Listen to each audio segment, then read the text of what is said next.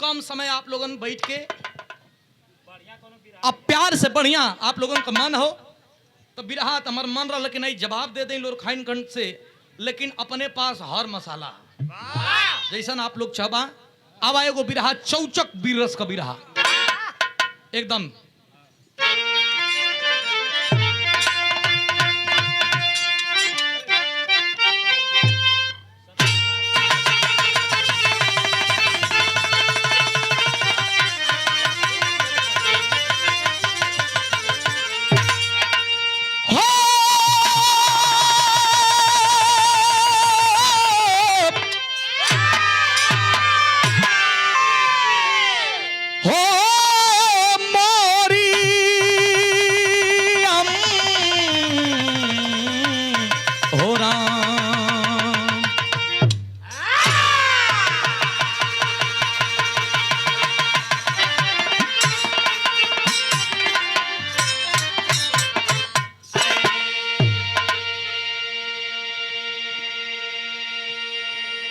अब हेर लोग कुछ बैठल बनी जहां मैं तहां मैं अगर केहू के ही घमंड हो गई कि हमसे बड़ा कोई लड़वैया ना हो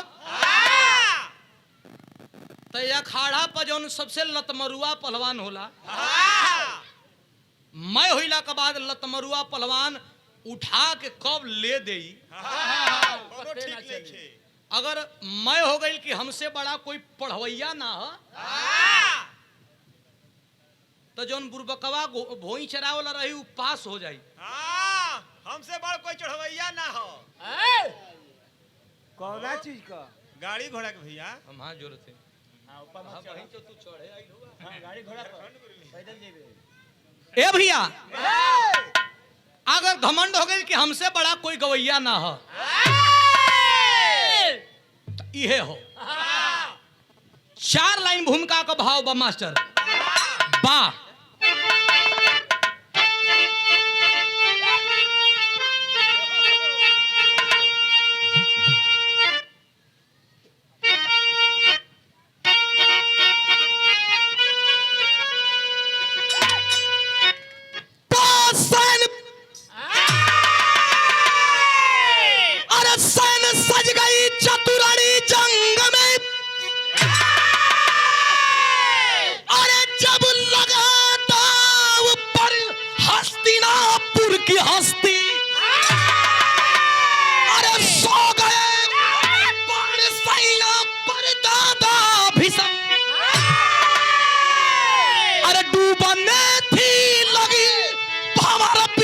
कस्ती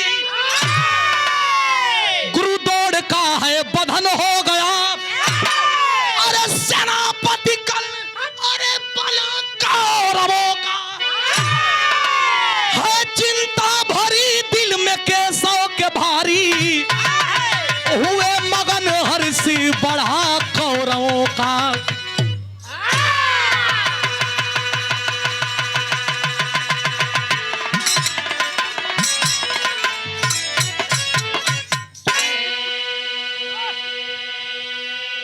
महाभारत का लड़ाई 18 दिन चलल ये लोग हम आप लोग जानीला। महाभारत का लड़ाई में कौरव और पांडवन को गुरु का नाम रहल गुरु द्रोणाचार्य। गुरु द्रोणाचार्य मारल गईलन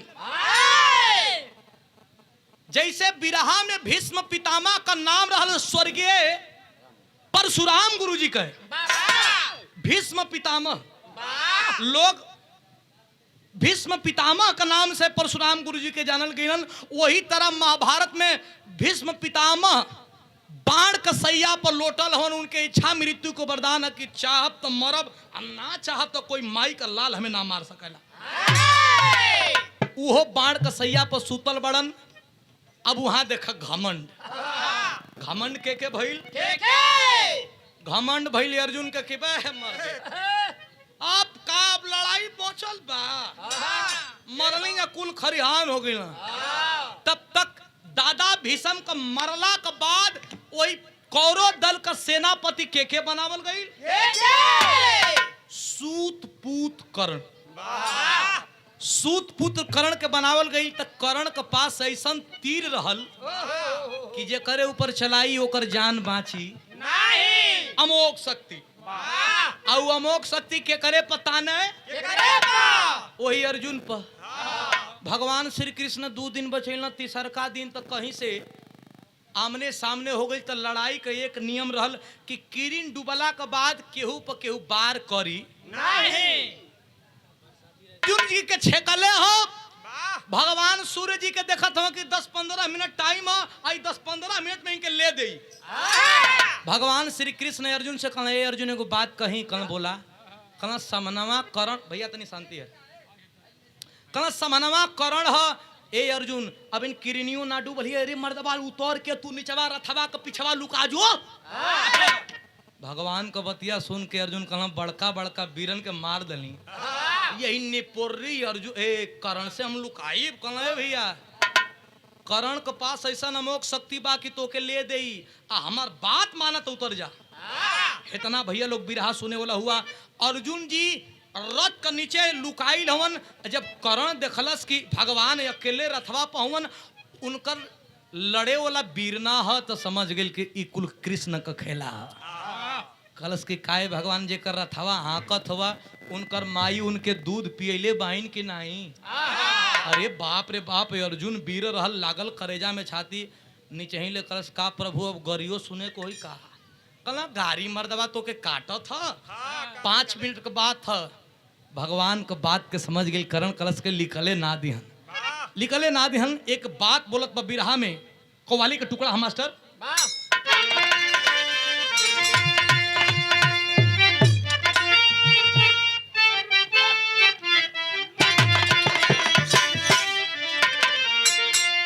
एक उस्ताद को उस्ताद हमारे गुरुजी को गुरुजी स्वर्गीय रामदेव गुरुजी बड़ा मछल के गांव है कैसे मास्टर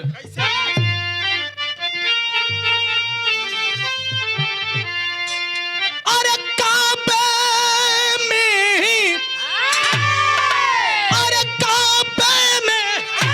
तेरा जलवा काशी में नजारा है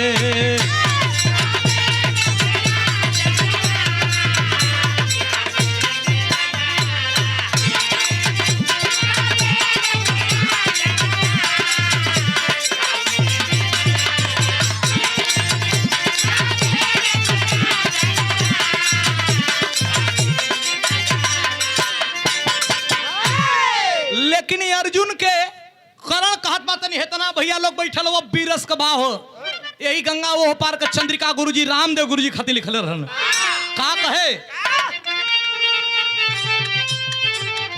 अरे की अच्छा है अरे की अच्छा है अरे की मर जाओ बेकारी के जीने से अच्छा है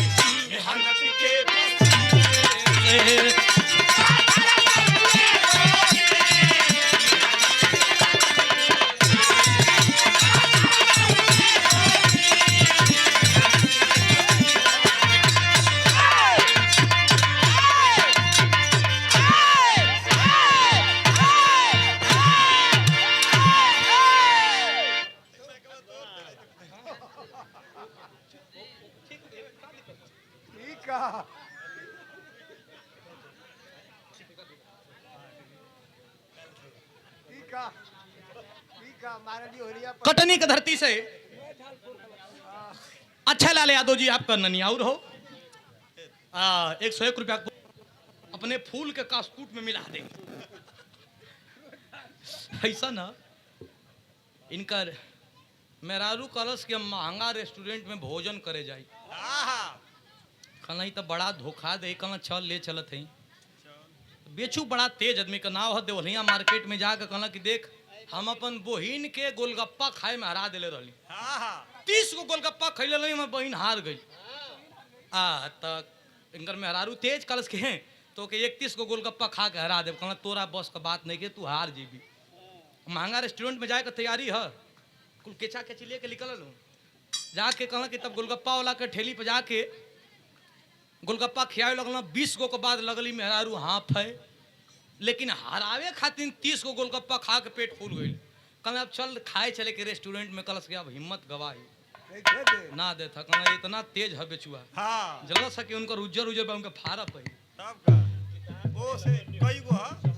ए भैया अच्छा है कि मर जाओ बेकार के, अब पत्थर पे उगे मोती मेहनत के पसीने से। भगवान श्री कृष्ण कैसा हूं ताना बर्दाश्त करके अर्जुन के छुपैले रह गिलन। इतने में जब किरण डूब गई तो पांचों पांडव शिविर में बैठल बाड़न।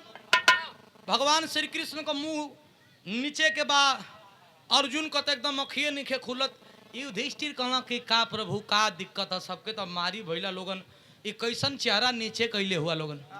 भगवान श्री कृष्ण कहना कि आज तो हर भाई अर्जुन के बचा लली, ऐसे बचा लली कि पांचों पांडवन में ही अर्जुन के खोजत पावई करण आ करण या छेक ले रहल हो। अब मारी जरूर अर्जुन के। युधिष्ठिर महाराज कहला कि ना ना हमार भाई के जान ना जाए के चाहिए।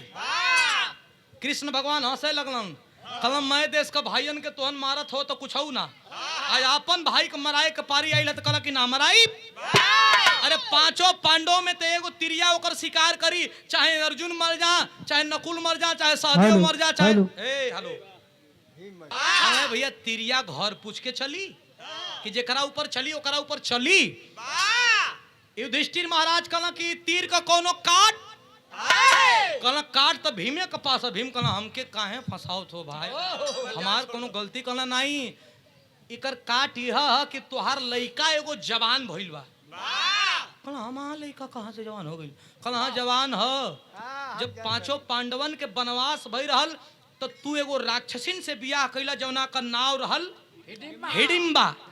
आ हिडिंबा के एगो लइका जवान भइल बा जवना का नाव बा घटोत्कच। अरे गजब का वीर भइल बा, कहा तो के बुला दे।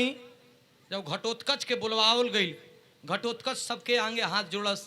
अर्जुन बतावत हवन कि हई तोहर चच्चा हवा, हई तोहर बड़का पप्पा हवा, हई हो तोहर बड़का पप्पा हवा, हई तोहर लौरी माई हई के द्रौपदी के बतावल गल मत दे। हां द्रौपदी कहला हई तोहर लौरी माई हई। युधिष्ठिर के बात सुन के हंसल घटोत्कच। कलश के यहाँ पत्तल पर हम भोजन करे ना आइले। अरे हमके हमार भाई अर्जुन अभिमन्यु से मिलावा, जोन अभिमन्यु हमरे जैसन जवान भइल बा। इतना पंच परमेश्वर बैठल हैं। अभिमन्यु 2 दिन पहले लड़ाई का मैदान में मारल गई रहल, लेकिन अर्जुन जी बात के छुपा रहल बड़न। कैसे बताई, का बतावत बड़न? बिरहा में यहाँ बहुत पुरान तरज है मास्टर। आशीर्वाद का कामना जब स्वर्गीय रामदेव गुरुजी और स्वर्गीय बुल्लू गुरुजी में मुकाबला होखे तो रामदेव गुरुजी सवाल करें या बुल्लू गुरुजी जवाब दो। कबो कबो उल्टा होखे। जब रामदेव गुरुजी सवाल करें, तरज कितना पुराना है मास्टर? अरे नदिया किनारे मोर बोले 1000 बार बोले, हमार पिया हमसे ना बोले।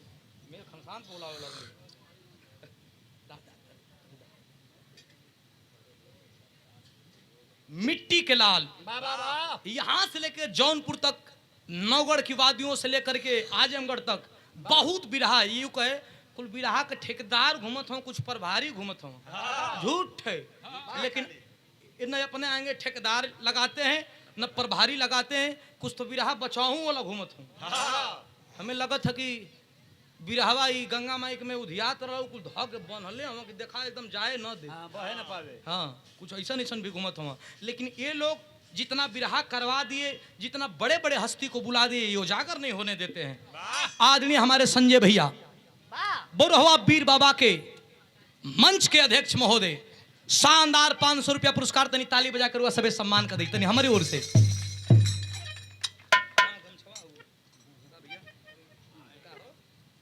शानदार 500 रुपया पुरस्कार आशीर्वाद भी दिया गया। अब की बार हमारे रवीना जी का बिरहा कीनाराम बाबा पबा 3 तारीख के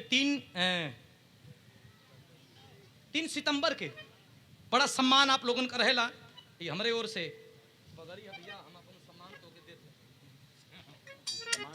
बैठ के जइहा पूरा सुन के जइहा बिरहा नदिया किनारे मोर बोले हमार पिया हमसे न बोले न हम कबो देखले बानी न कबो सुनले बानी कि रामदेव गुरुजी कैसे गाँव बुल्लू गुरुजी कैसे गाँव लेकिन हमार उस्ताद बतावे ना कि देख तासीर बुल्लू गुरुजी जब खड़ा हो खाए धीरे से कर यहाँ ही पहान धक के खड़ा हो खाए रामदेव गुरुजी के तरफ ताक कह किशोरिया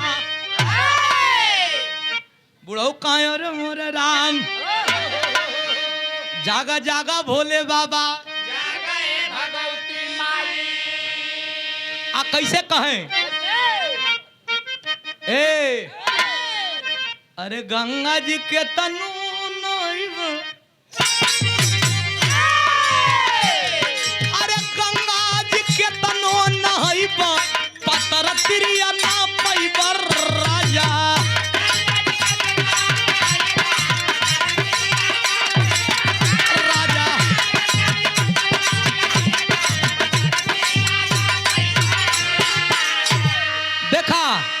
यही तरजिया के गाजीपुर के एगो गवैया रहलन जिनका नाम रहल शिव मूरत यादव शिव मूरत उस्ताद यही तरजिया के शिव मूरत गुरुजी कैसे गावे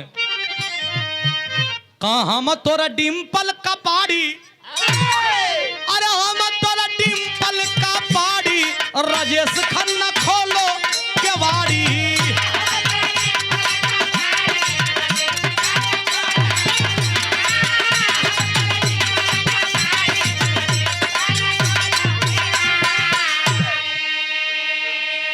यही तरजिया के बनारस का दुर्जन यादव दुर्जन उस्ताद वो कैसे गावेलन कहने बुलाया नारन न सब पाती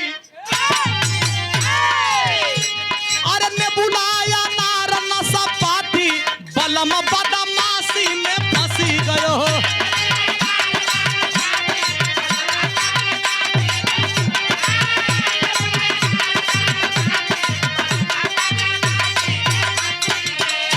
लेकिन यही तरजिया के बेचन राजभर गुरुजी कामगार स्टूडियो में हैदर अली से बिरहा रल तक गइलन ओकरे बाद हमरे गुरुजी विजय लाल गुरुजी गइलन कैसे कि भैंस सुअर हर जाई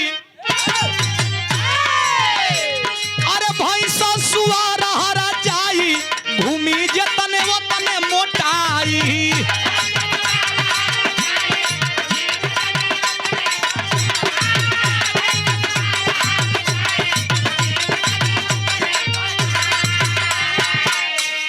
अनुज यादव अभिमन्यु कहाँ बा घटोत्कच पूछत बा अर्जुन से अर्जुन जी बतावत पड़ा कि अभिमन्यु से ने मिलबा रुका हम बतावत ही कहाँ बा कहाँ मास्टर आओ तो धोखावा से मरले मुदैया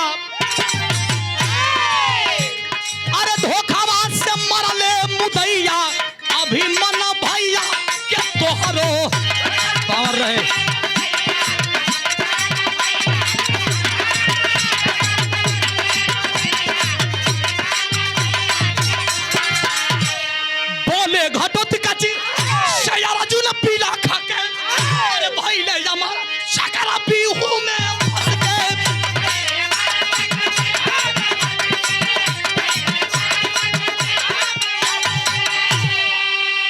घेरी के मरले मुदैया मुदैया अरे घेरी के मरले मुदैया अभिमन भैया के तोहरे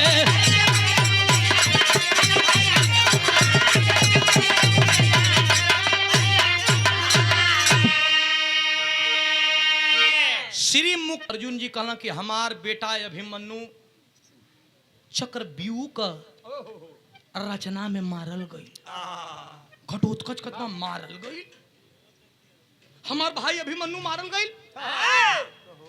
धोखा।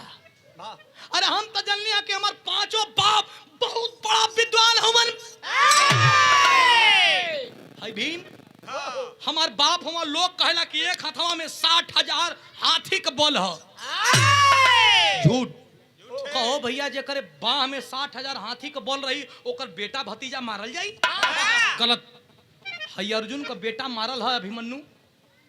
इनके लोग कहला कि धरती पर इनसे बड़ तीर चलाए वाला कोई है ना।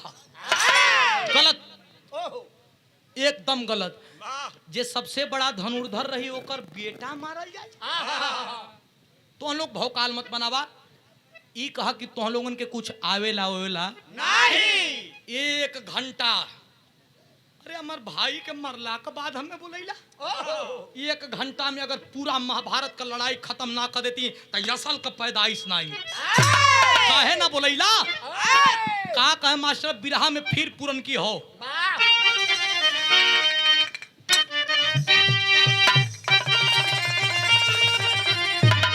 ये देखा जब रामदेव गुरु जी का हीरा गुरु जी को बिरहा होके तो रामदेव गुरु जी कहा कि तोर नैना कटार, अरे कि तोर नैना कटार, अरे गड़ी गड़ी चलो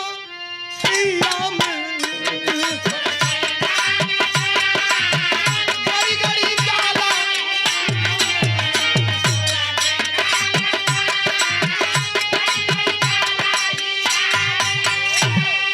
लेकिन यही के हीरा गुरु जी जवाब दो।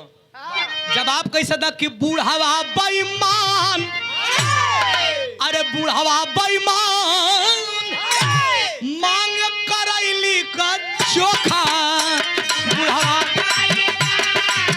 मांग करैली का।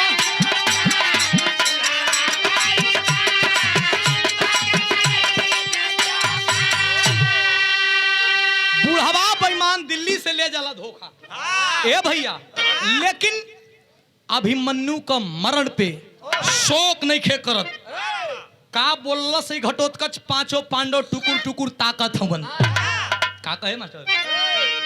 बोला बाका जुझार, बोला बाका जुझार, अरे काहे हमके बोलैला?